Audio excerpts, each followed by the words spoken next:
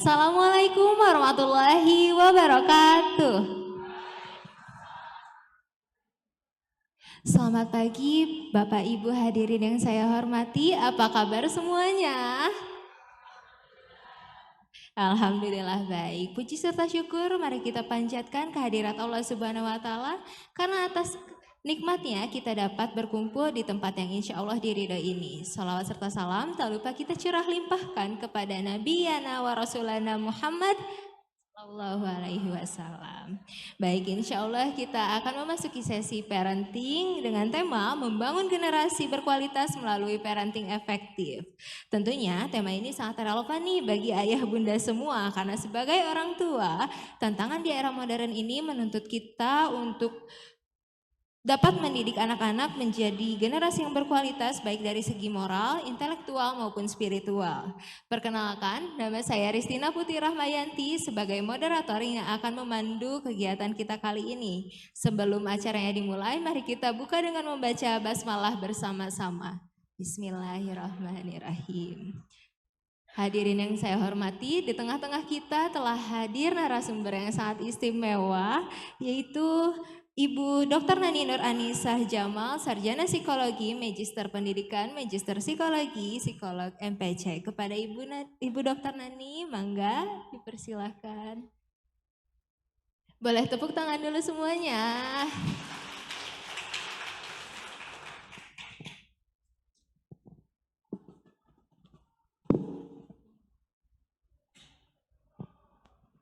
Assalamualaikum. Baik, hadirin, sebelum memasuki sesi materi, izinkan saya membacakan secara singkat CV dari narasumber kita hari ini.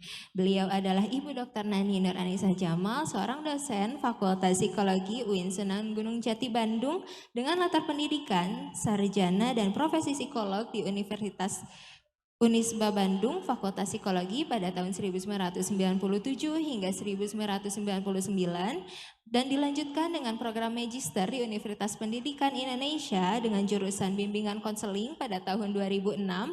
Juga dilanjutkan Magister di program Profesi Psikologi pada tahun 2008 dan program doktoral di UPI dengan jurusan Bimbingan Konseling pada tahun 2018.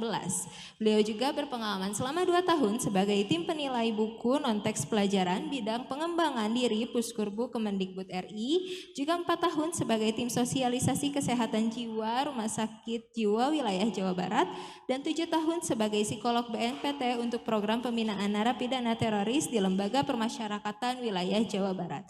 Beliau juga aktif dalam berbagai organisasi seperti menjadi koordinator divisi SDM PWA Jawa Barat, juga koordinasi divisi pendampingan dan pemulihan P2KS, pencegahan dan penanganan kekerasan seksual PSGA LP2M UIN Sunan Gunung Jati Bandung, dan anggota Association of Counseling Sexology and Sexual Wellness, American Counseling Association, dan juga pengalaman volunteernya sebagai psikolog unit layanan psikologi UIN Sunan Gunung Jati Bandung dan konselor di Pusat Pembelajaran Keluarga Kota Bandung. Dengan pengalaman dan kompetisi yang sangat luar biasa, beliau tentunya akan memberikan wawasan dan strategi praktis dalam membangun generasi berkualitas melalui pola asuh yang efektif. Baik, tanpa berlama-lama lagi, mari kita dengarkan bersama materi parenting dari narasumber kita. Kepada Ibu Dr. Nani Nur Anisah Jamal, kami persilahkan.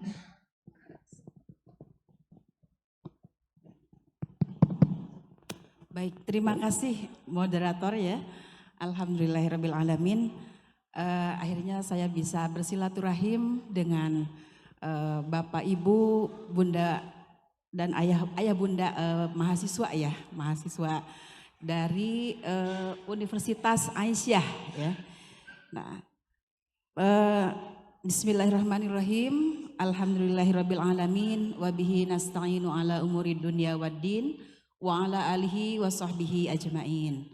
Asyhadu an la ilaha illallah wahdahu la syarikalah wa asyhadu anna Muhammadan abduhu wa rasuluh. Sebelumnya saya ingin menyampaikan rasa hormat terlebih dahulu kepada pimpinan. Di sini tadi ada perwakilan dari BPH, Ibu Dr. Yusi tadi sudah pamit terlebih dahulu karena beliau ada kepentingan. Kemudian Bapak Wakil Rektor Unisa ya, Pak Nandang ada ya. Nah kemudian ada juga Kepala Lembaga Pengkajian dan Pengamalan Islam Unisa Bandung, Ibu Yusi Indriana MIKOM, Ibu Dokter mudah-mudahan ya Bu ya, segera. Kemudian ada juga Dekan Fakultas Ilmu Kesehatan hadir di sini, hadir. Salam kenal Ibu ya, Ibu Dokter Ami ya, Ami Kamila SST MKes. Kemudian Kepala Biro Akademik juga hadir barangkali ya. Kemudian bagian kemahasiswaan Unisa ada Bapak Hanif Subagia. Mohon maaf tadi waktu pertama datang terlewat ya Pak ya. Kemudian ada Ketua Prodi, ini ada 3 Ketua Prodi, ada Ketua Prodi Kebidanan hadir. Oh Ibu Mulyanti ya, Ibu Mulyanti. Kemudian Ketua Prodi S1 Pariwisata tidak hadir. Kemudian Ketua Prodi S1 Perdagangan Internasional tidak hadir juga. Tim pengajar Bapak Ibu dosen hadir. Kemudian ini yang tidak kalah pentingnya juga adalah seluruh orang tua wali. Bapak dan Ibu orang tua wali mahasiswa hadir ya. Alhamdulillah banyak sekali yang hadirnya. Dan seluruh mahasantri ini tentu saja saya lihat ini di paling belakang ini ada, apakah semuanya hadir atau yang mewakili? Semua hadir. Ini yang sebelah ini ya, sebelah kiri, sayap kiri dari saya ya. Alhamdulillah luar biasa. Baik hadirin yang saya hormati, izinkan saya untuk sedikit berbagi ya. Ini bukan menyampaikan materi tapi berbagi dan apa istilahnya mungkin lebih banyak juga mendiskusikannya gitu ya. Saya mohon izin untuk turun ke bawah ya, nggak apa-apa.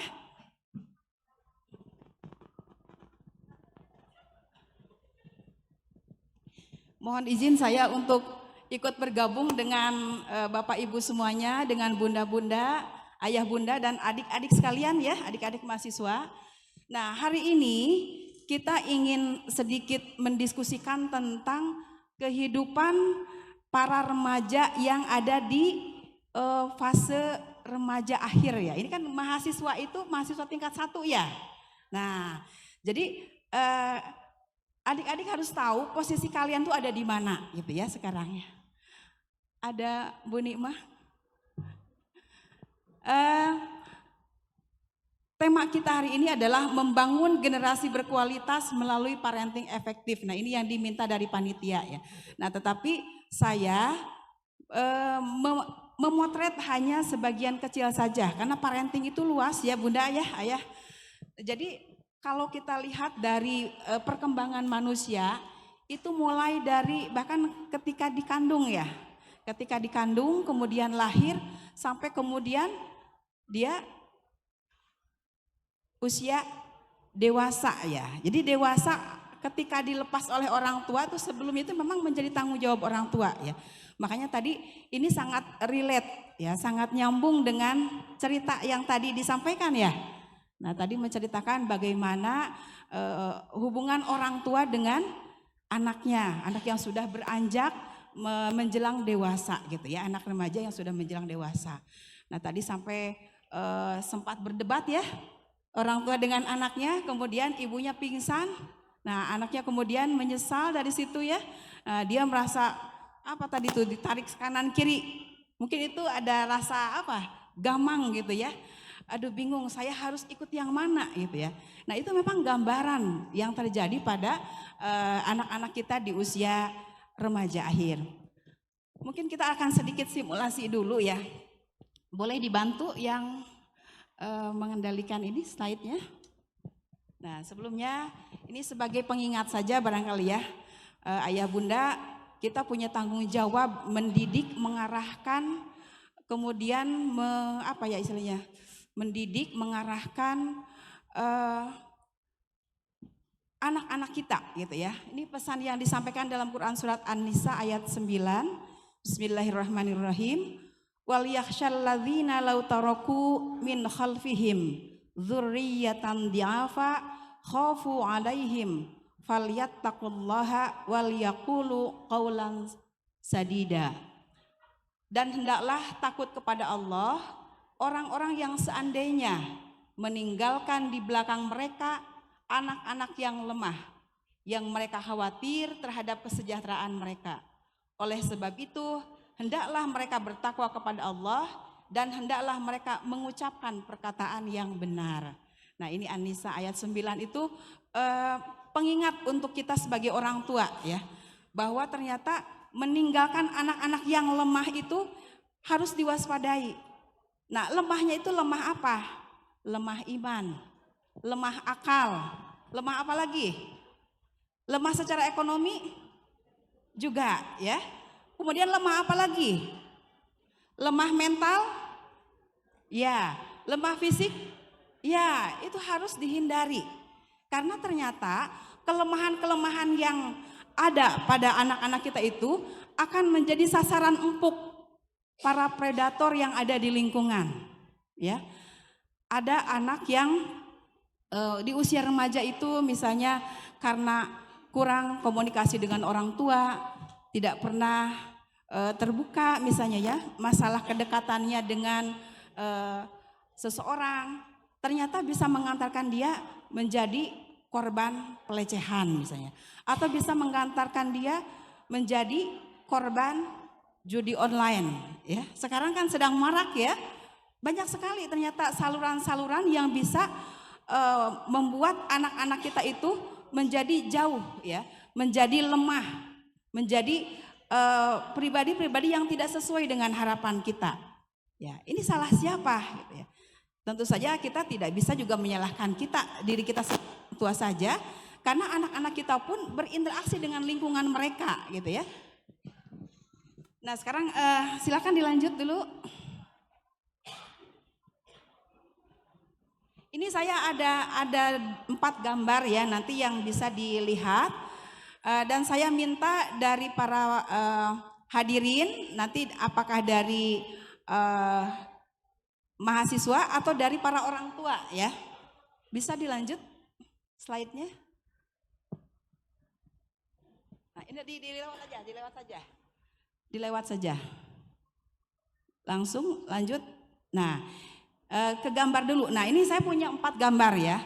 Nanti silahkan boleh memilih ya, ayah bunda atau adik-adik boleh memilih kira-kira mau gambar yang mana yang dipilih. Kemudian nanti silahkan jelaskan apa gambar yang dipilih itu gitu ya. Apa maksud dari gambar tersebut. Nah, mungkin sudah cukup jelas terlihat ke belakang gambarnya? Sudah jelas? Ya. Nah, ini adalah gambaran dari masa remaja, masa muda gitu ya. Nanti kita akan coba ulas kenapa kok digambarkan dengan gambar-gambar seperti ini ya.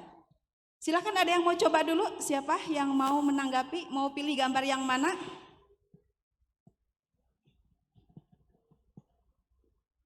Gambar yang pertama itu naik roller coaster ya.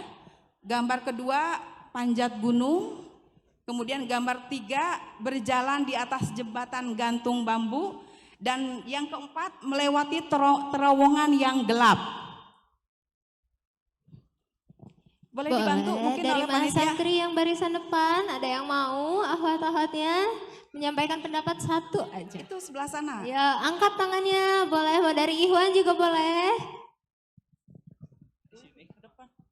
Oke, mau pilih gambar yang mana? Gambar yang kedua, Bu. Gambar yang kedua. Iya. Oke, gambar yang kedua. Silahkan ceritakan apa yang ini mahasiswa bukan? Mahasiswa ya. Apa yang terbayang oleh adik ya, oleh Anda dengan gambar kedua ini? Jadi di gambar kedua ini menceritakan tentang kemandirian dan cara untuk bersurvive, Bu. Kemandirian dan Cara untuk survival agar bisa lebih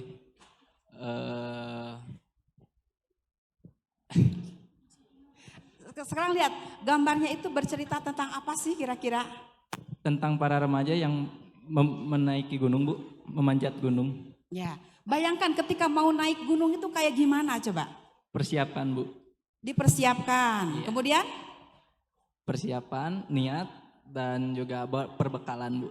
persiapan, niat, dan bawa perbekalan. Kira-kira terbayang tidak bagaimana perjalanan mendaki gunung itu seperti apa? Terbayang, Bu. Banyak rintangan dan halangannya, Bu. Terjal dan berliku. Nanti Ibu ya berpendapat ya. Nah, jadi mempersiapkan, niat, kemudian perbekalan. Terus? Sudah? Suka naik gunung nggak? Suka, Bu. Suka. Oke. Baik, terima kasih untuk ada siapa? Nur Jihad Mutakin. Nur Jihad Mutakin. Nur Jihad Mutakin. Nur Jihad. Oke, terima kasih untuk Ade Nur Jihad ya. Oke, sekarang dari ayah bundanya silakan. Siapa yang mau mencoba? Oh, mangga. Ibu Nikmah. Bunda Nikmah, mangga silakan. Mau Terima kasih. pilih gambar yang mana, Bun? Saya pilih yang ini aja deh, yang seru, roller coaster. Nomor 1. Oke, silakan. Apa yang terbayang oleh Bunda? Ini gambaran ketika dulu remaja, Bun ya. Jadi pada saat remaja itu apa yang terbayang dengan gambaran roller coaster ini? Seru aja gitu ya. Seru. Karena kan jerit-jeritan, terus kemudian mungkin bisa pegang-pegangan sambil teriak-teriak gitu ya. Kemudian ada ya yang jelas itu meluapkan kegembiraan bersama. Kalau naik roller coaster kan nggak ada yang diem. Ada rasa takut nggak, Bun, waktu itu? Oh ya mestinya ada rasa Ada. takut. Takutnya dengan senangnya lebih banyak. Karena bersama, jadi yakin bahwa kita akan gembira saja gitu. Tapi ada takutnya. Tapi karena bersama-sama jadinya ya seneng aja gitu. Oke. Gembira. Jadi ada rasa takutnya, tapi karena bersama-sama jadi seneng aja gitu ya. Pasti bisa. Pasti bisa. Aman. Nah, merasa bisanya tuh karena banyak orang di sekeliling yang ikut bersama-sama atau apa yang membuat yakin itu? Yang jelas kan sebelum, kalau biasanya ya kita tahu dulu kan ini bahwa ini walaupun naik turun tapi aman. Misalnya nih kalau diberatkan kita menyekolahkan gitu ya. Oh ini lingkungannya mesti di setiap lingkungan kan mesti ada yang membuat deg-degan gitu ya. Tapi karena sudah yakin bahwa ada keamanannya dan lain sebagainya, jadi lingkungan mendukung kayak gitu. Oke, yang membuat Bunda merasa aman meskipun itu kan roller coaster itu apa kira-kira? Tadi ada di situ sudah ada apa namanya konstruksinya jelasnya ya, ada dasar yang sudah, yang penting kan udah ada mesinnya, sudah Ada mesinnya, baut-bautnya, ada pengamannya. ada SOP-nya itu kan, ada teknik sipil asuransi. Oke, ada teknisinya juga gitu ya. Iya. Oke, jadi ada yang memantau, yang memandu Ada mungkin yang ya. memandu, iya. Ada yang Ada mengamankan. operatornya. Ada operatornya juga.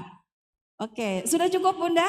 Sudah. Alhamdulillah. Terima kasih Bunda Nikmah. Sekarang siapa yang mau coba lagi dari Ayah? Ayah, perwakilan Ayah. Silakan Pak. Mau pilih gambar yang mana Pak? Ada tersisa 2 lagi ya. Bismillah, melewati terowongan yang gelap. Oke. Jadi masa remaja itu seperti melewati terowongan yang gelap gitu. Masa pencarian terowongan yang gelap berarti kan banyak hal yang mungkin tidak diketahui, tidak nampak gitu ya. Akan banyak rintangan, mungkin mudah kita menginjak sesuatu yang berbahaya. Banyak hal yang mungkin masih dalam pencarian gitu ya. Dan memang untuk bisa melewatinya butuh petunjuk gitu. Ada penerangan walaupun kecil tapi mampu membantu dalam perjalanannya gitu, melewati lorong gelap yang tersebut lah gitu. Kadangkala melewati terowongan yang gelap itu ujungnya ada yang nampak, ada yang tidak gitu.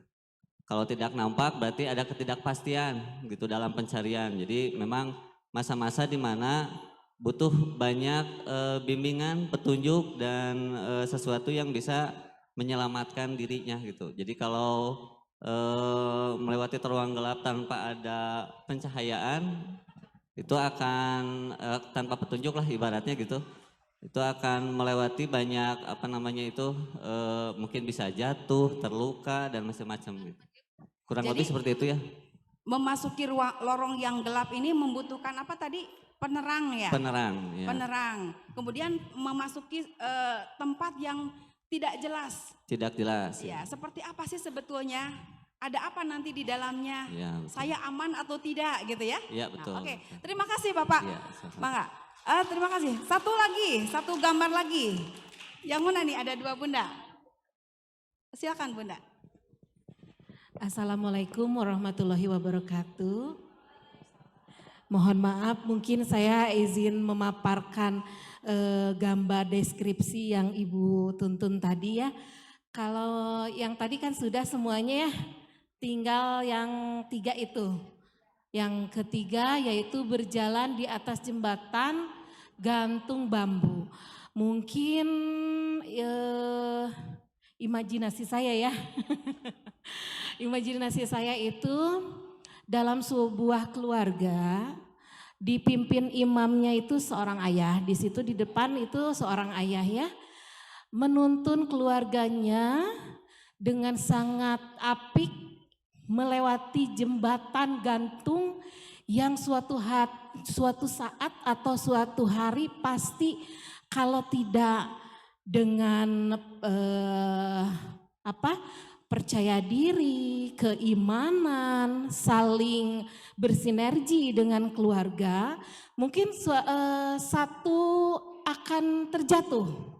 Ya, tetapi dengan dipimpin oleh imam saling bersama dalam kebersamaan melangkah ke depan. Insya Allah ke depannya itu akan ada titik mungkin daratan yang nyaman kalau kita berhasil untuk melewati rintangan jembatan yang penuh dengan ini ya. Satu langkah kita salah berarti semuanya bakalan terjatuh gitu ya. Jadi dibimbing oleh seorang imam untuk membimbing ke arah yang baik, insya Allah akan baik juga. Ya Ibu, itu saja mungkin imajinasi saya. Terima kasih. Dengan Bunda siapa? Dengan bundanya Ceril. Oke, dengan Bunda Ceria katanya. Oke, tepuk tangan untuk semuanya.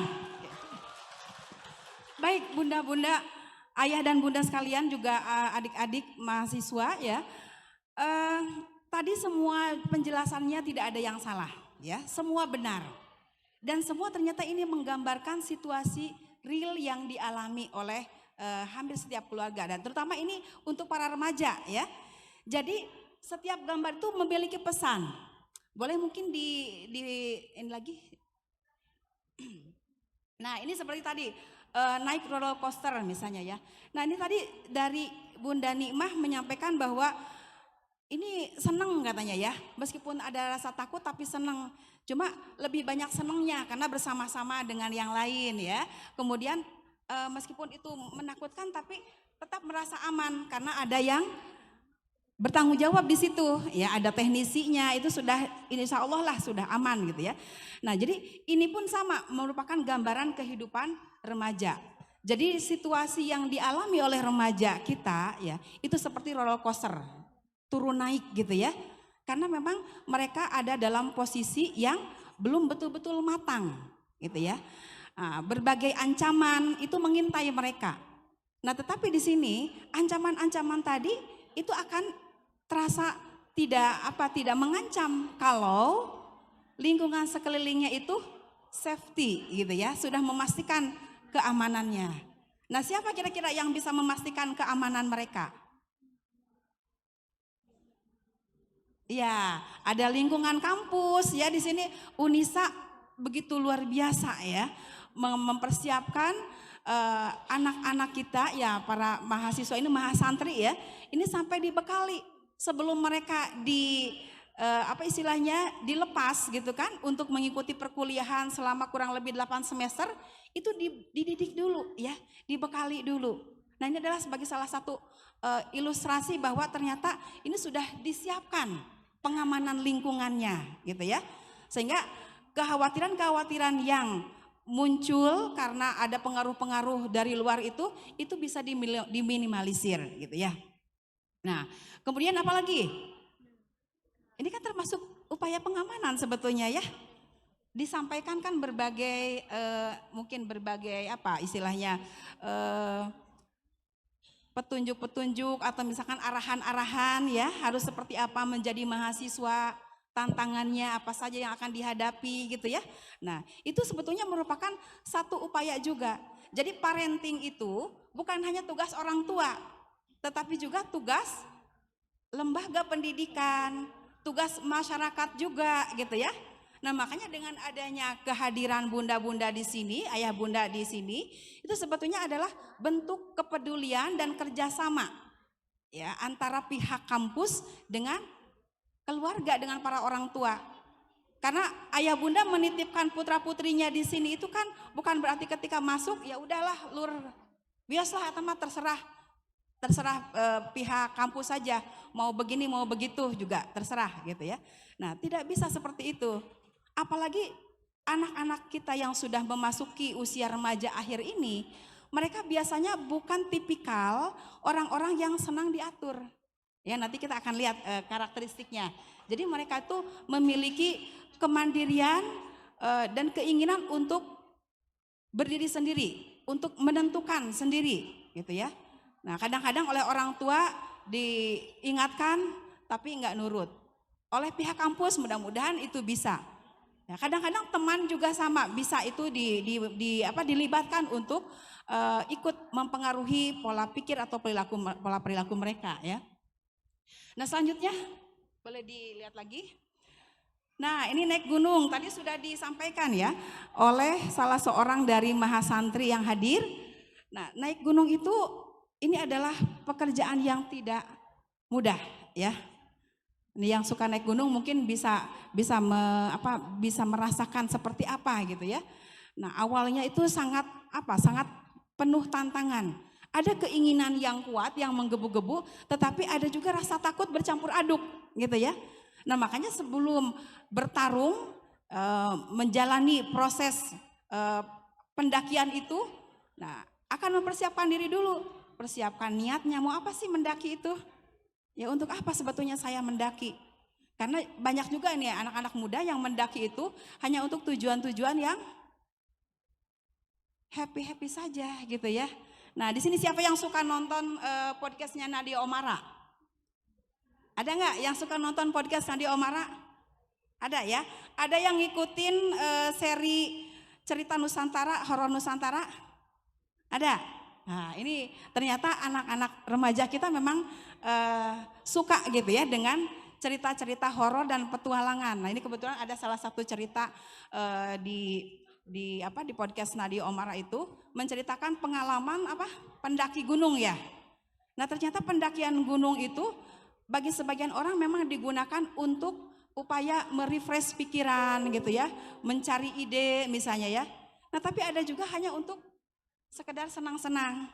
Nah, di situ kan diceritakan bagaimana kisah-kisah para pendaki gunung ya, yang ternyata mereka mendapati hal-hal yang di luar dugaan itu terjadi, gitu ya. Dan salah satu yang menjadi titik tekan seorang pendaki itu harusnya apa? Dia mengikuti aturan main yang berlaku gitu ya. Tidak ada beberapa hal yang dipantang. Nah, termasuk salah satunya misalnya bergaul secara bebas dengan lawan jenis misalnya ya. Nah, itu ternyata ada salah satu pasangan ya pendaki gunung itu. Nah, dia melanggar aturan tersebut ya. Nah, jadi tidur di satu tenda dan itu melakukan ya istilahnya hubungan yang tidak semestinya lah gitu ya. Tidur satu tenda laki-laki dengan perempuan, dan ternyata akibat itu teman-temannya yang lain mendapatkan sanksinya ya, sanksi dari alam gitu kan. Nah, jadi di situ ditunjukkan berbagai apa istilahnya hal-hal yang gaib yang tak kasat mata mengganggu mereka gitu ya. Nah, ini sebetulnya gambaran juga bahwa ternyata semua proses itu ada aturan mainnya. Ada yang boleh dilakukan, ada yang tidak boleh dilakukan. Ya. Sehingga kalau misalkan kita tidak mematuhi peraturan yang sudah ditetapkan itu, maka kita akan mendapatkan akibatnya. Sama halnya dengan perjalanan proses seorang remaja, gitu ya. Meskipun keinginannya untuk bebas, untuk mandiri, untuk bisa berekspresi gitu ya, secara secara terbuka gitu ya, sebebas-bebasnya, tapi tidak bisa betul-betul bebas yang sebebas-bebasnya ya, karena masih ada tata aturan yang mengikat gitu ya. Nah, justru dengan adanya ikatan aturan itu bukan berarti itu akan membuat kita menjadi tidak berkembang. Justru itu yang akan menyelamatkan ya. Yang akan menyelamatkan. Nah, ini nyambung dengan gambar yang lainnya ya. Tadi ada gambar yang melewati jembatan kayu. Ya, boleh. Nah, ini ya. Nah, tadi oleh Ibu Sri ya, Bunda Sri tadi disampaikan ya. Nah, kalau tadi konteksnya Bunda Sri itu dalam keluarga ya, memang harus ada imam. Nah, imam ini sebetulnya adalah apa? Simbol yang mengarahkan. Yang mengarahkan itu bisa saja orang tua, bisa juga dari pihak kampus gitu ya. Atau misalkan teman juga bisa. Karena tadi di dalam drama tadi juga kan ada temannya yang mengingatkan ya. Ya. Jadi memang perlu ada pemandu. Gitu ya. Jadi apa yang dialami oleh remaja itu salah satunya seperti berjalan di atas jembatan kayu ya. Coba kalau kita bayangkan jembatan kayu itu kekuatannya seperti apa sih? Ya, apalagi kalau misalkan yang sudah sering terkena panas, hujan, lama-lama kan lapuk. Kadang-kadang kita salah jalan saja tadi ya, itu bisa terjatuh. Kemudian kalau kita lihat juga itu kan si lebar jalannya juga sangat kecil ya, lebarnya tidak terlalu lebar lah istilahnya. Kemudian biasanya kalau jembatan kayu itu kan suka goyang.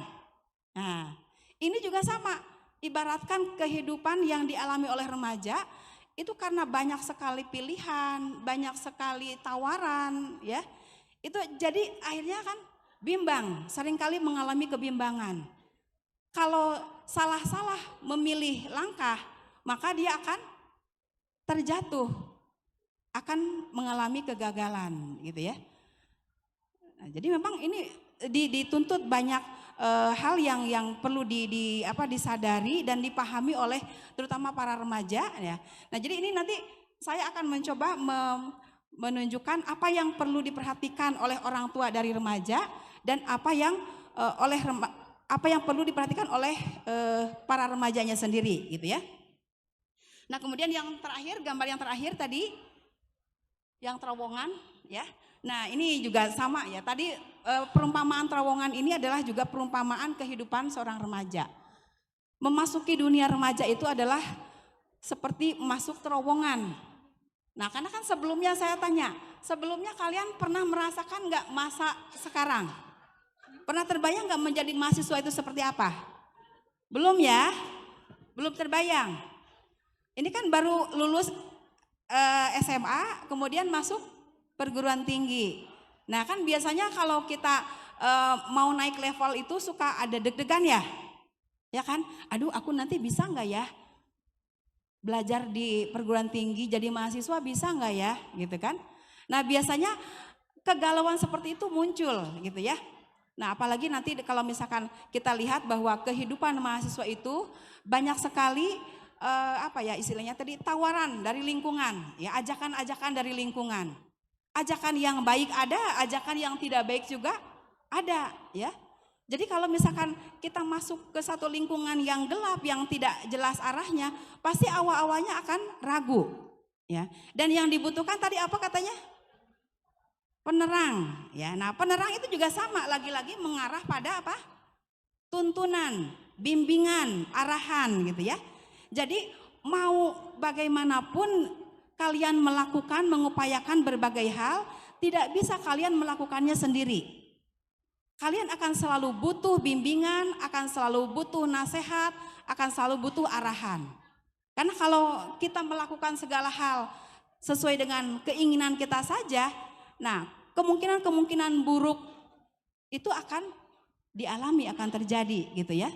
Nah jadi kalau sederhananya mungkin kalau menjadi remaja itu jangan apa ya, ibu, bunda-bunda suka pada saat menghadapi anak-anak remajanya itu gimana? Sering nggak mereka itu keras kepala? Sering ya. Kalau orang sudah bilang mah matanghul, katanya apa matanghul itu? Susah diingetin ya, susah dibilangin. Ya. Nah tapi kenapa sih mereka seperti itu? Wajar enggak? Gitu ya. Nah nanti kita lihat. Oke, selanjutnya. Nah jadi poinnya keempat kondisi yang terdapat dalam simulasi tadi adalah menggambarkan bagaimana pengalaman yang dirasakan oleh remaja dalam menjalani kehidupan mereka. Nah sekarang saya ingin mengajak bunda-bunda dan adik-adik mahasiswa sekalian untuk memahami gitu ya. Nah apa sih karakteristik dari remaja akhir ini? Dan kemudian apa upaya yang bisa dilakukan oleh para orang tua untuk menghadapi kondisi mereka? Silakan. Boleh dilanjut kan? Boleh dilanjut lagi slide-nya? Nah ini yang perlu kita garis bawahi ya. Apa sebetulnya yang terjadi pada remaja akhir? Nah, remaja akhir itu di sini disebutkan usia 18 sampai 21 atau 22 tahun ya. Nah, cukup dengan 4 ini aja ya, 4I ya. Jadi kita mengingatnya dengan 4I. Ya, apa itu 4I yang dimaksud di sini? Silakan dilanjut slide-nya.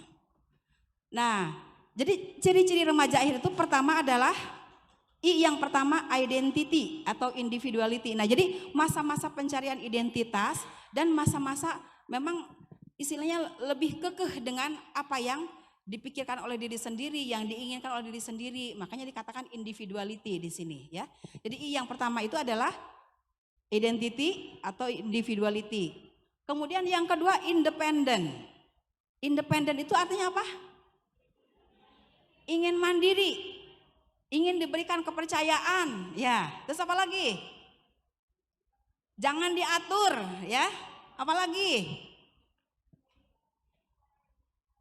Sesuai keinginan, kata ingin mandiri, jangan diatur, gitu ya. Oke, kemudian yang ketiga, yang ketiga, intimacy. Apa itu intimacy? Intimacy apa? Mulai menjalin kedekatan dengan siapa ya? Lawan jenis. Sekarang ada loh kedekatan sama sesama jenis juga. Ya. Iya jangan ya. Jangan. Tapi itu ada ya. Dan itu tidak banyak juga yang terjadi secara tidak sengaja ya. Kemudian yang berikutnya intellectual ability ya. Kemampuan intelektual yang pesat. Silakan dilanjut lagi.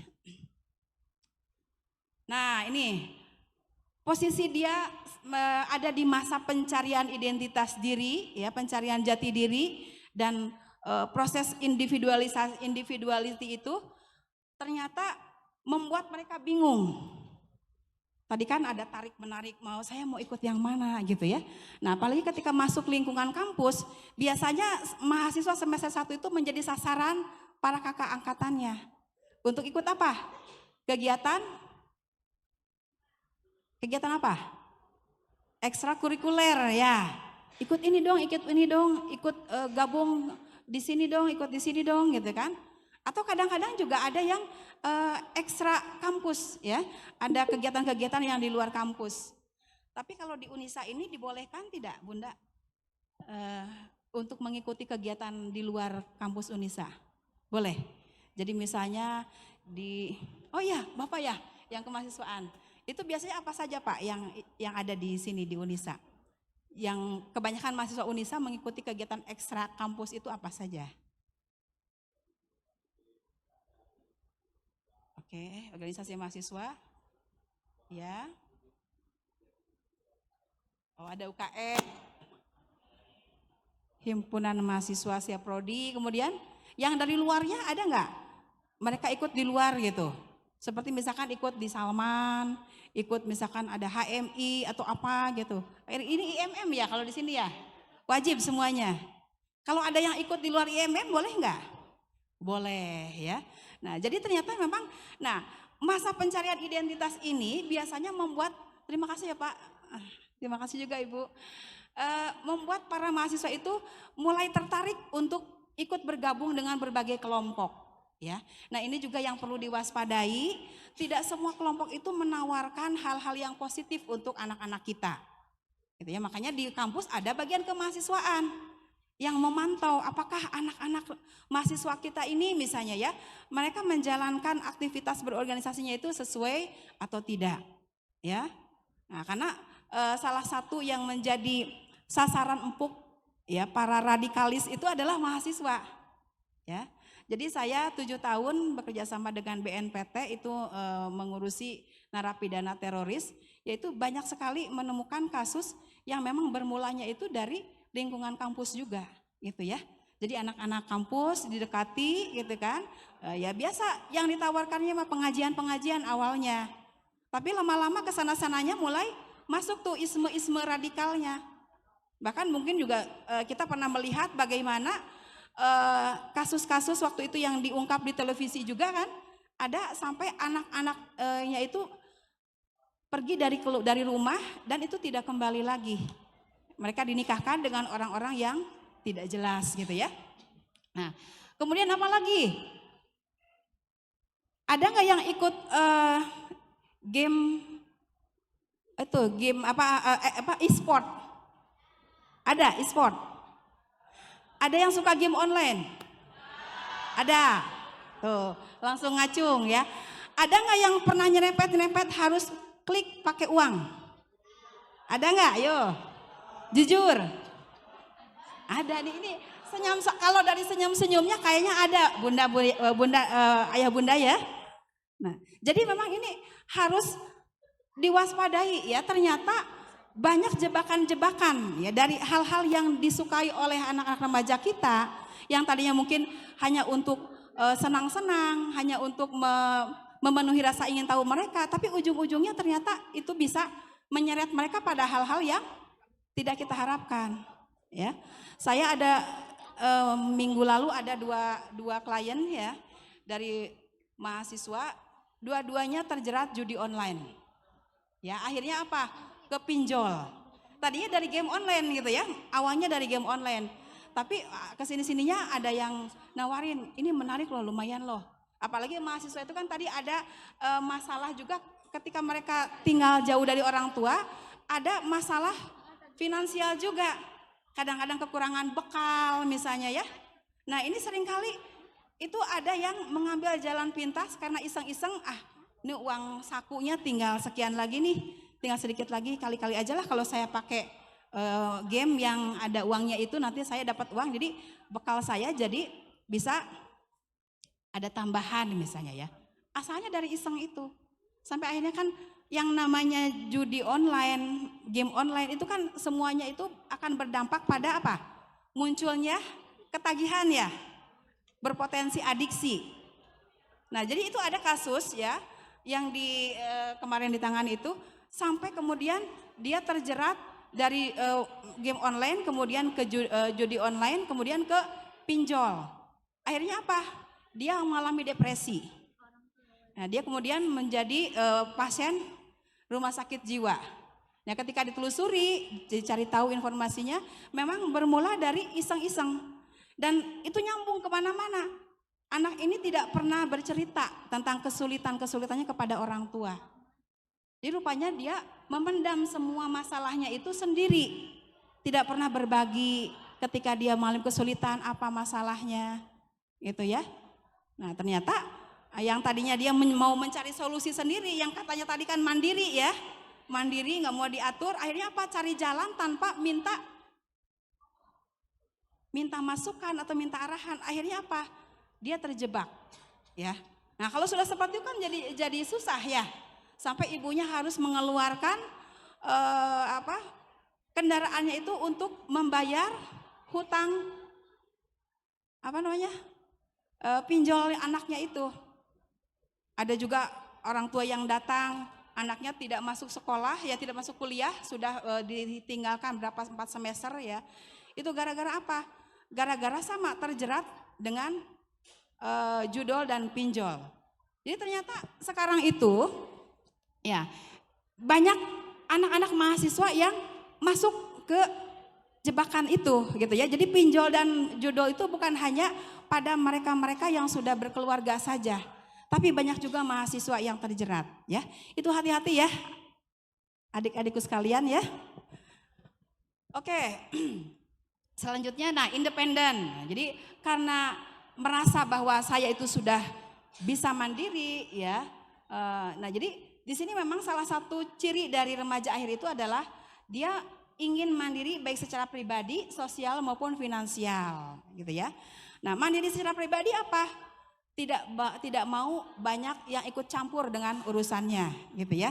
Bahkan kadang-kadang orang tua pun tidak diberikan ruang untuk tahu apa nih yang paling sederhana. Yang paling sederhana dilakukan. HP di password ya. Orang tua susah kan? Nah, sebetulnya kan membuka HP anak-anak itu tidak masalah untuk kepentingan monitoring ya. Bukan berarti apa? Bukan berarti orang tua itu ingin ikut campur masalah anak gitu ya. Banyak yang terjerat di situ. Nah, ini juga kemarin ya. Ini saya menemukan bagaimana bahaya HP itu ya terhadap remaja. Nah, terutama ketika ada kasus-kasus kebetulan ini waktu itu di pesantren ya, ada referral kasus. Nah, ternyata ketahuannya itu ketika apa? Ada razia. Razia ya, kemudian HP-nya diambil, dibuka, dalamnya itu luar biasa. Apa yang luar biasanya? Pasti orang tua, tidak ada orang tua yang tidak kaget. Ya. Menemukan apa? Menemukan link-link yang bisa mengarahkan anak-anak itu untuk mengakses situs pornografi. Ada juga yang masuk ke link apa? Prostitusi online. Ya, itu bahaya sekali. Dan ada juga yang film-film sekarang tuh yang banyak menyeret anak-anak kita menjadi mengalami penyimpangan orientasi seksual. Itu film-film Thailand. Ya. Nah, jadi di kalangan anak-anak muda itu dikenal dengan istilah apa namanya tuh? Ada film-film Thailand tuh namanya BL dan GL. Bunda-bunda, ayah bunda, ada yang tahu nggak itu? Apa itu BL dan GL? Nah, ini anak-anak tahu ya. Apa itu? BL itu apa? Boy love. GL? Girls love. Oke. Sekarang ayah bunda tolong dengarkan penjelasan dari anak-anak kita ya. Tolong gambarkan apa itu boy love dan girl love. Ini kan kita sharing nih ya, berbagi informasi biar ayah bundanya tahu juga gitu. Silakan. Namanya siapa? Hasna. Di Ananda Hasna mau memberikan mau sharing tentang apa itu apa tadi? Boys love. BL sama GL itu ramai banget di Thailand. Film BL sama GL itu tuh tentang filmnya itu kayak homo gitu, kayak gay sama lesbian gitu. Oke, terima kasih Hasna ya. Nah, jadi ayah bunda di kalangan anak-anak remaja kita itu sudah sangat familiar ya istilah GL dan BL. Boys love dan girls love. Itu adalah film-film Thailand yang menyajikan tontonan yang sangat tidak layak untuk dinikmati oleh anak-anak kita, diakses oleh anak-anak kita. Tapi justru itu sangat trending di kalangan mereka, ya. Bahkan minggu kemarin saya punya klien usia 13 tahun. Dia pacaran dari usia 11 tahun. Kemudian di usia 13 tahun itu sudah 15 kali melakukan hubungan seksual. Ya. Kemudian dia cerita, sekarang saya sudah putus nih dengan pacar saya. Dan sekarang saya pacaran dengan pacar saya yang keempat itu adalah sesama jenis. Ngeri tidak itu? Ya. Dari mana dia tahu gitu ya? Nah sampai ketika sesi konseling itu saya coba saya coba gali ya, karena kami waktu itu tim konselor di Puspaga mencoba untuk mencari sendiri dengan kata kunci boy love dan girl love. Nggak keluar itu video ya. Tapi yang keluar itu ya justru BL itu jadi biliar keluarnya ya. Nah justru anak-anak kita yang lebih tahu password-passwordnya. Nah setelah saya coba cek ke anak tersebut ya, yang usia 13 tahun itu, nah dia langsung memasukkan kata kunci. Ternyata kata kuncinya itu dengan menggunakan nama-nama nama-nama aktornya, aktor atau aktrisnya. Jadi langsung keluar. Dan ketika dibuka, itu yang muncul apa? Hubungan badan yang dilakukan oleh orang-orang yang sesama jenis kelamin. Dan itu tidak ada sensor sedikit pun gitu ya. Nah jadi ini adalah salah satu bukti bahayanya kalau kita tidak tahu dunia anak-anak remaja kita gitu ya. Jadi disangkanya anak-anak buka HP itu untuk cari buat tugas, untuk apa segala macam. Enggak gitu ya. Ternyata banyak ya hal-hal yang menyesatkan yang mengancam keselamatan anak-anak kita. Tadi kita ingat ayat surat An-Nisa ayat 9 ya. Jangan meninggalkan generasi yang lemah. Lemah dalam mempertimbangkan hal-hal yang baik dan buruk misalnya ya. Atau misalkan menghindari berbagai ajakan yang negatif gitu. Ini miris sekali. Dan itu ternyata dilakukan ketika ditanya, ini gimana nih? Kamu nontonnya setiap berapa kali? Hampir setiap hari katanya. Hampir setiap hari.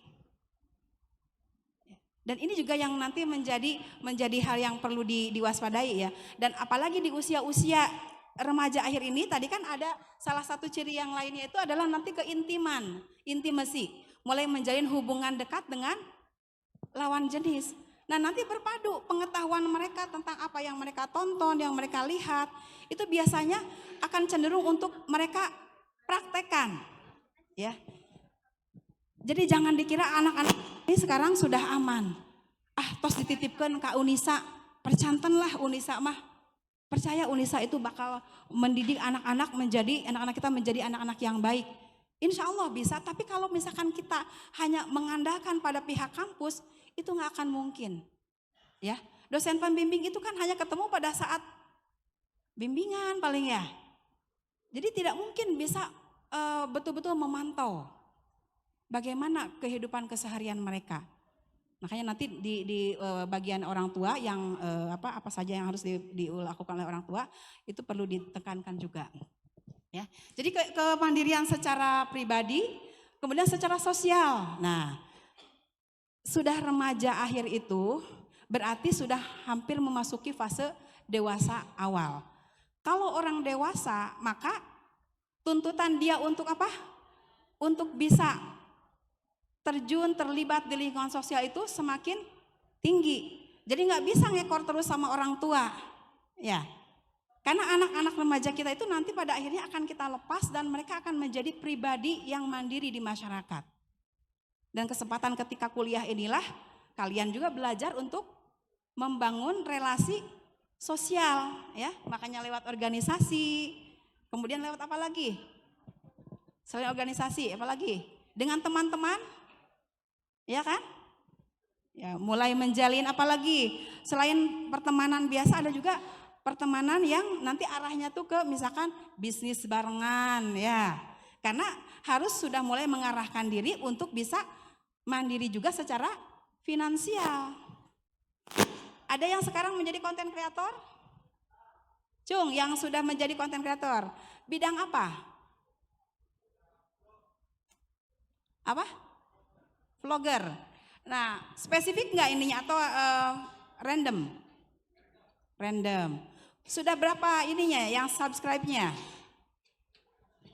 Sedikit ya, tapi iya sekarang itu berpeluang ya. Jadi termasuk juga nanti mungkin para orang tua juga perlu memahami bahwa pilihan pekerjaan anak-anak kita saat ini sangat beragam ya. Tidak lagi jadi dokter, jadi insinyur kayak dulu ya, jadi advokat misalnya. Tidak. Sekarang itu apalagi dalam dunia konten kreator itu sangat berpeluang buat mereka melakukan eksplorasi ke banyak tempat gitu kan. Nah, jadi itu juga perlu perhatikan oleh kita sebagai orang tua ya. Nah, jadi bagaimana caranya kemandirian yang kalian miliki itu, yang kalian harapkan itu bisa membawa para remaja ini ya bisa mandiri secara pribadi, sosial maupun finansial. Nah, makanya kalau misalkan kalian sudah tahu ada di fase ini, berarti tadi harus merencanakan.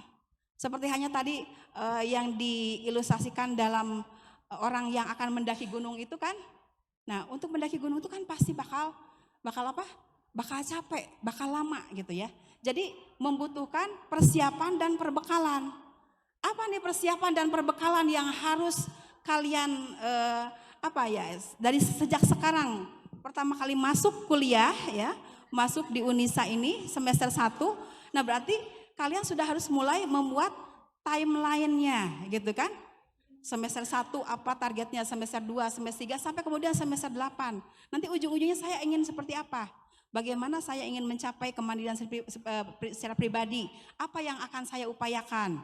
Bagaimana saya bisa mendapatkan kemandirian secara sosial? Apa kegiatan yang harus saya lakukan? Bagaimana supaya saya bisa mandiri secara finansial? Apa yang harus saya upayakan sejak sekarang gitu ya? Karena nggak akan selamanya kalian mendapatkan jatah bekal dari orang tua ya. Istilahnya kalau suami saya ngasih ke anak-anak saya itu BLT katanya gitu ya. Jadi anak-anak mahasiswa kan masih dapat BLT. Ada yang sudah biaya sendiri? Oh, ada juga. Ada yang beasiswa? Ada. Ada yang masih oleh orang tua? Banyak ya, ini yang paling banyak ya. Nah, jadi bagaimana caranya orang tua berkompromi dengan anak-anak itu? Jadi memang betul bahwa kebutuhan anak-anak itu menjadi tanggung jawab kita. Tapi bagaimana juga kita mulai menanamkan bahwa mereka pun nanti akan dituntut untuk bisa mandiri secara finansial. Sehingga kalau misalkan ada orang tua yang sedikit hitung-hitungan sama anak misalnya ya, menurut saya nggak apa-apa. Bukan hitung-hitungan dalam artian segala macam dihitung enggak, tapi supaya anak itu belajar berhitung bahwa apa yang diberikan oleh orang tua itu tidak gratis. Mamah juga harus bekerja untuk mendapatkan uang ini. Ayah juga sama. Nah, sementara ketika dikasih ke anak, oleh anak dipakai untuk apa? Untuk senang-senang, untuk beli kuota buat main games misalnya ya. Atau misalkan sekedar beli vape saja gitu ya, vape katanya apa? Vape ya, anak-anak sekarang itu banyak yang nge-vape. Jadi supaya mereka juga ikut mempertimbangkan, oh iya orang tua saya itu kerja keras, apa yang bisa saya bantu nih. Jadi kalau misalkan ayah bunda mulai mendelegasikan tugas-tugas untuk mencari atau mulai mengeksplor peluang-peluang pengembangan finansial itu sudah saatnya gitu ya. Memang sudah tepat saatnya di usia ini. Selanjutnya silakan.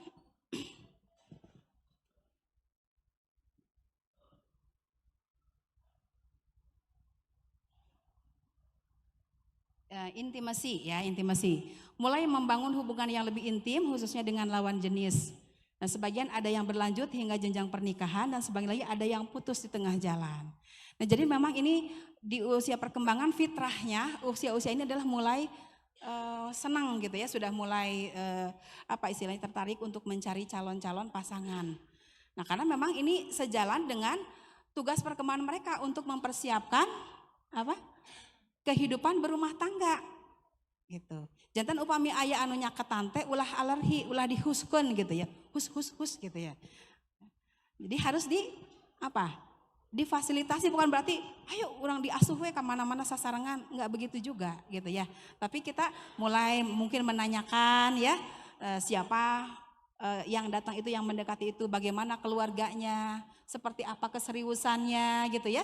Karena memang anak-anak kita di usia ini memang sedang mempersiapkan diri untuk mempersiapkan kehidupan berkeluarga nanti. Kan coba sekarang 18 tahun ya usianya, 18, 19.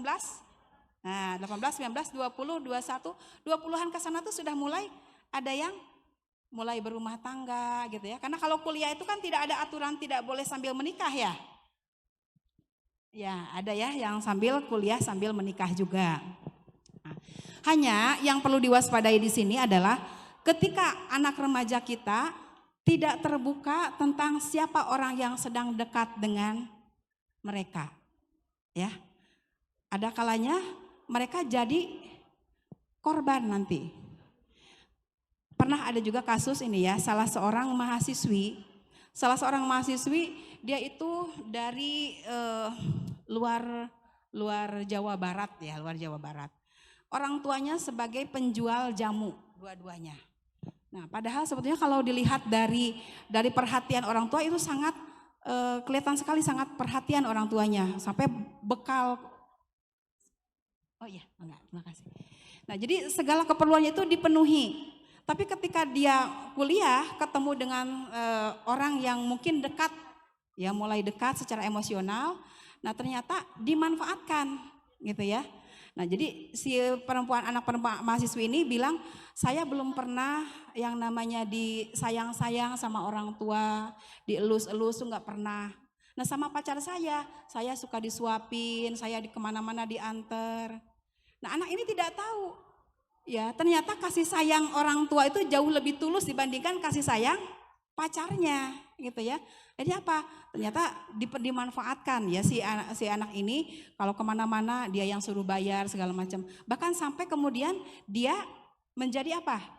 Korban pelecehan seksual juga, kekerasan seksual dari pacarnya, bukan pelecehan lagi, kekerasan seksual, gitu ya. Dan itu akhirnya terus berlanjut sampai si anak ini tidak bisa lepas dari lingkaran itu, terjerat gitu ya. Di satu sisi dia udah ngerasa aduh saya udah terlalu jauh berhubungan dengan pacar saya, tapi kalau saya mau lepas gimana? Tapi kalau nggak lepas saya merasa tersiksa. Nah itu banyak kejadian seperti itu ya, jadi kita perlu waspada kalau anak-anak kita sudah mulai dekat dengan lawan jenis. Atau bahkan sekarang juga perlu diwaspadai. Ketika anak kita dekat sekali dengan temannya yang perempuan, nah lihat bagaimana perilaku kedekatannya ini, apakah wajar atau tidak. Karena banyak yang berdalih persahabatan, tapi ternyata mereka menjadi pasangan sesama jenis. Ya, karena tadi banyak sekali faktor-faktor yang mengkondisikan mereka. Oke, lanjutnya. Nah ini kemampuan intelektual yang meningkat membuat mereka biasanya sulit untuk bisa menerima langsung arahan atau nasihat dari orang tua. Pasti dikejar terus gitu kan. Apa sih, kenapa sih saya harus begini? Akhirnya apa? Ujung-ujungnya berdebat. Nah kayak tadi kan di drama tadi, ya berdebat dengan orang tua. Padahal sebetulnya kalau dibicarakan baik-baik, bisa jadi itu sebetulnya masalahnya sederhana. Tapi karena misalkan yang ditampilkannya urat, ketemu urat gitu ya, manteng dua-duanya, akhirnya nggak ada titik temu. Jadi kalau mahasiswa usia-usia remaja akhir itu mulai sering berargumen, mulai sering mempertanyakan banyak hal gitu kan, nggak bisa lagi dinasihati seperti halnya ketika mereka masih kecil misalnya ya. Nah itu sebetulnya memang mereka ada di fase ini, ya kemampuan intelektualnya sedang pesat-pesatnya, sehingga diskusi itu lebih diutamakan. Nah ini kan dicontohkan sebetulnya oleh Nabi kita juga, Nabi Ibrahim ya, ketika mau menyampaikan wahyu untuk penyembelihan itu. Nah beliau mengajak Nabi Ismail untuk berdiskusi bahwa akan wahyu dari Allah begini, bagaimana menurutmu? Ya, kalau memang itu perintah Allah laksanakan gitu ya. Jadi diajak bicara. Makanya pendekatan kepada remaja itu harus peer to peer. Jadi tidak bisa orang tua seperti ini, saya orang tua, kamu anak, nggak bisa. Tapi harus setara. Karena dari cara berpikir pun itu sudah selevel, gitu ya. Nah itu yang harus dipahami oleh para orang tua. Oke, ini waktunya sebentar lagi ya. Lanjut untuk yang versi orang tuanya. Nah, sekarang apa yang perlu dilakukan oleh para orang tua agar bisa membangun komunikasi efektif ya dengan para remaja akhir ini ya. Pertama ini pakai titian ingatan.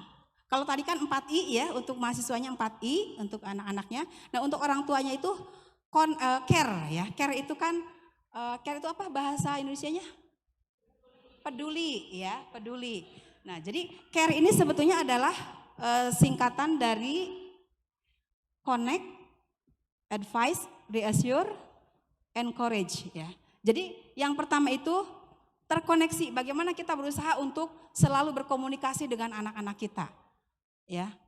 Nah, ini kalau dibahas satu saja tema tentang komunikasi ini juga banyak yang bermasalah. Banyak orang tua yang tidak bisa menjalin komunikasi dengan anak-anak mereka.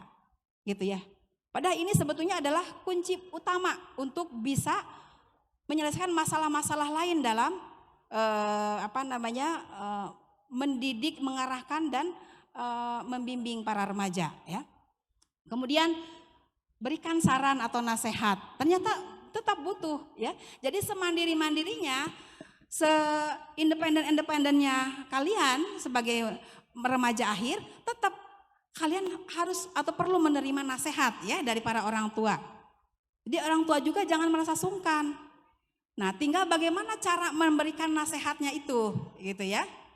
Gunakan cara-cara yang memang sesuai dengan karakteristik remaja yang tadi, gitu ya. Nah, kemudian berikan atau keyakinan atau yakinkan mereka bahwa setiap perubahan yang terjadi atau yang dialami itu adalah sesuatu yang normal. Ya. Karena ini banyak sekali orang tua yang masih punya prinsip bahwa kalau saya dulu pernah susah, saya tidak ingin anak-anak saya susah hidupnya seperti saya. Jadi segala macam difasilitasi, segala macam diberikan kemudahan. Nah, tapi ternyata ini justru tidak mendidik ya. Karena proses anak ketika mengalami kesulitan itu adalah kesempatan mereka untuk melatih kemampuan problem solving. Gitu ya. Nah, makanya di sini mereka biarkan belajar untuk menghadapi masalahnya, tapi mereka harus diyakinkan bahwa mereka bisa. Kamu bisa. Mah, aku tuh gini-gini kayaknya susah banget kamu bisa. Gitu ya. Itu meyakinkan. Jadi dengan keterlibatan orang tua untuk meyakinkan seperti itu memberikan energi positif buat anak kita. Ya, meskipun mungkin dia belum pernah mencoba, seperti tadi kan dia masuk ada dalam terowongan yang gelap, masih meraba-raba, tapi ketika diyakinkan, dimotivasi, itu sama dengan kita memberikan kepercayaan. Ayo kamu jalan dulu, kamu coba dulu. Kalau nanti kamu kesulitan, baru datang ke ayah atau datang ke ibu. Boleh tanya, boleh minta bantuan. Nah, justru banyak orang tua yang ketika ada masalah anaknya bisa gua ke bapak ke bapak lah, ke mamah lah, gitu ya. Nah, tapi justru ini yang akan membuat mereka tidak bisa berkembang secara optimal.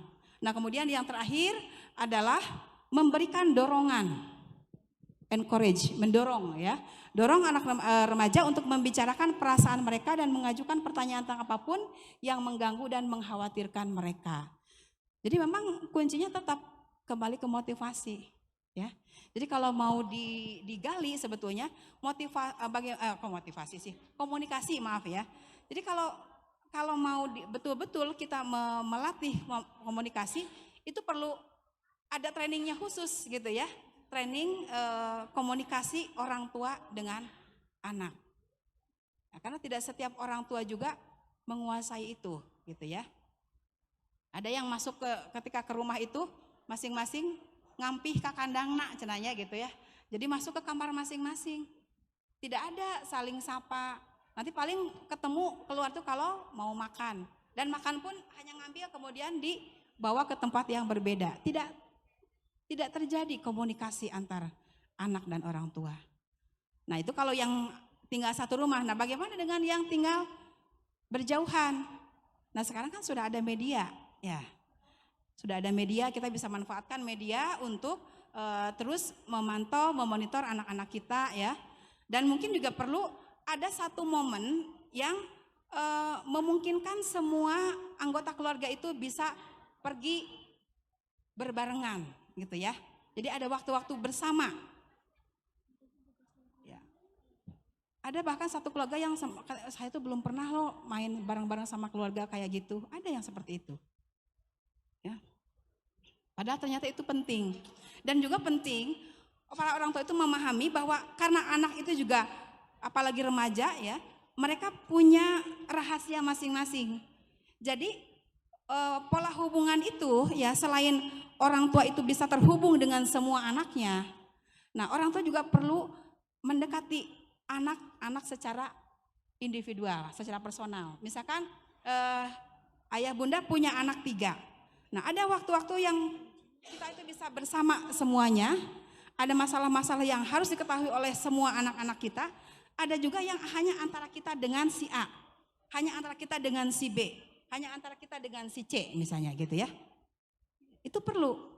Nah sehingga biasanya ini kalau orang tua yang rajin mengamati perilaku anak-anaknya, ketika ada sesuatu yang berbeda sedikit saja itu udah kelihatan dan udah terasa. Ada apa dengan anak saya gitu ya. Biasanya kan kalau ada masalah itu yang paling jelas terlihat itu adalah indikatornya lewat perilaku. Ya. Makanya ayah bunda mungkin yang perlu dikuatkan juga adalah kemampuan observasi. Ya. Itu saja barangkali yang bisa disampaikan karena waktunya sudah habis dan alhamdulillah materi juga sudah selesai. Terima kasih. Billahi taufiq wal hidayah. Wassalamualaikum warahmatullahi wabarakatuh.